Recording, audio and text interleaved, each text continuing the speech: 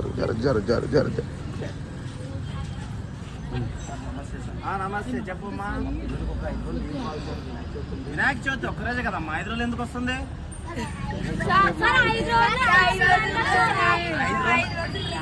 5 రోజులు రాకండి, తర్వాత హోంవర్క్ ఇస్తాను. ఈ 5 రోజులు హోంవర్క్ చేయకపోయా అనుకో, ఒక్కొక్కరికి కాళ్ళు చేతులు ఎరుగుతాయి.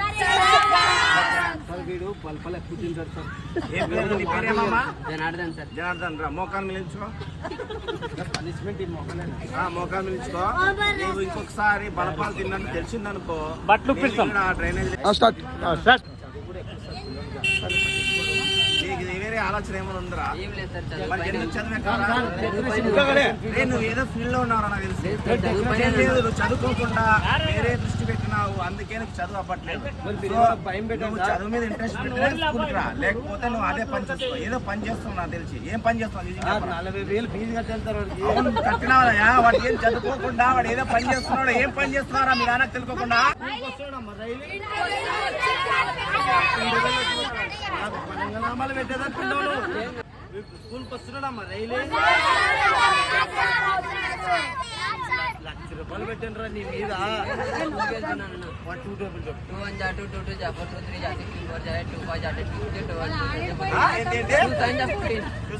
14 తర్వాత 2 8 16 2 9 18 2 10 20 2 10 20 కరెక్టేనా? వేరే ఏం పని చేస్తున్నావు? నిజం చెప్పరా? వేరే దేనికి వెళ్తున్నావు? స్కూల్కి వస్తున్నావు. మరి బ్యాగ్ పెట్టి ఎక్కడికి వెళ్తున్నావు డైలీ? చెప్పాల్సిందిగా ఒక మాట. ఎందుకు అంత ప్రాబ్లం నీకు? ఇంట్లో ప్రాబ్లమ్స్ ఉంటాయి కదా, చెప్పాలి ఒక మాట. సరే మీ నాన్న తెలుసా? ఇప్పుడు నేను తెలియజేయనా?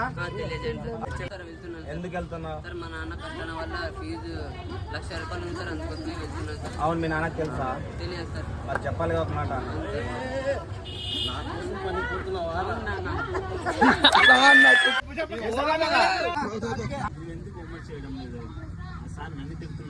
నువ్వు సార్ ఆన్సర్ చెప్పు. ఇప్పుడు రోజు ఆడపోయి గణపతి ఎట్టి చెప్పు.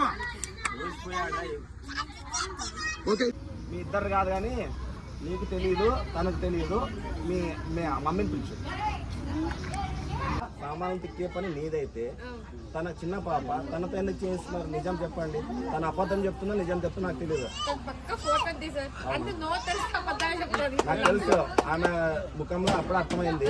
సామాన్లు కానీ అబద్ధం చెప్తున్నా. మీ మమ్మీ పేరు చెప్పి మమ్మీని బ్యాడ్ చెప్తున్నా.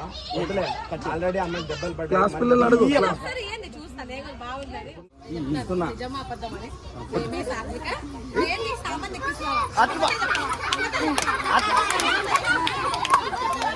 పారిపో, చదువుగా పారిపో.